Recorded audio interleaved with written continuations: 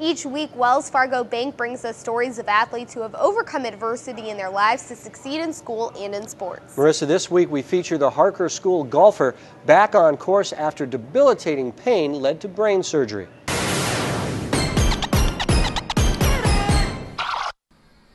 To see Kyle Roeder effortlessly swinging a golf club is the happy ending to a long story of pain and suffering. It started with Kyle slowly getting more and more serious headaches as a young teen. Kyle played all sorts of sports, but the more he played, the worse the pain. So Kyle had to give up the other sports, concentrating on just golf. It was pretty tough. I mean, I tried to make do with what I could do, and I at least got to enjoy part of golf. But I guess it was really frustrating to have to leave other sports behind. As the headaches and dizziness became constant and excruciating, Kyle's parents took him to one doctor after another. The time when he started having to quit playing sports, we knew there was something really bad. Because I took him. I gave him every single scan. I took him to every doctor there was, and they don't assume something this serious until they go through a whole checklist of stuff. Finally came the correct diagnosis: Chiari malformation. As these pictures show, Kyle's cerebellum was being pushed downward onto his spine. This blocks the cerebral spinal fluid flow.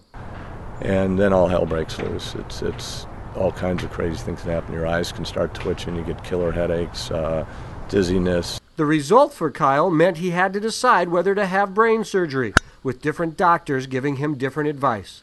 It was definitely mind-blowing to me that I guess the first neurosurgeon told me that I was like a time bomb for death if I didn't get the surgery right away. Then I went to a second neurosurgeon to get a second opinion, and that was completely different. In the end, the pain was so severe, surgery was the only option. This is my first surgery. I'd never broken a bone, never really injured myself at all very seriously, and then here I was showing up the day like on an operating table, and I wasn't really sure what was going to happen afterwards. What happened afterwards was more pain. It was different from the headaches, but still excruciating. For a while, I almost regretted my decision to get surgery because just the post-operational pain was incredibly bad. I mean, I just kind of replaced my headaches with like another physical pain. But after a month in the hospital, Kyle had had enough, pulling out his catheter and telling his dad it was time to move on. I remember when he gave me that, he actually got off it and he handed that to me, and I was probably prouder than any,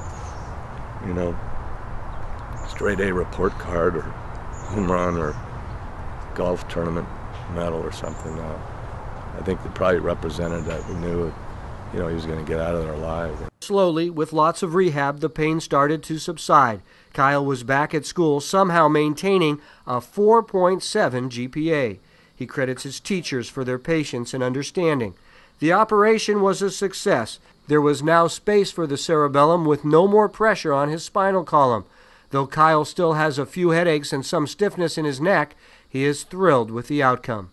I feel just truly blessed, I guess. I mean, after going through all this surgery, just the whole recovery process, it was really tough, and I struggled for over a year, I guess, with a lot of pain, but I'm glad now that I can do anything that I could do before the surgery. And now Kyle swings with ease. He can play other sports, and he wants to try pre-med in college. A 4-year story of pain and suffering turning to a new chapter where Kyle can now help others in pain. Kyle is now weighing offers to 3 top East Coast schools and says he might just go pre-med so he can help people like the doctors who helped him. And will he continue to play golf at the Well, next he'll level? always continue to play golf, probably not at the collegiate level, concentrate on his studies, but for him to do so well in school while going through all of this is just amazing. A lot of adversity.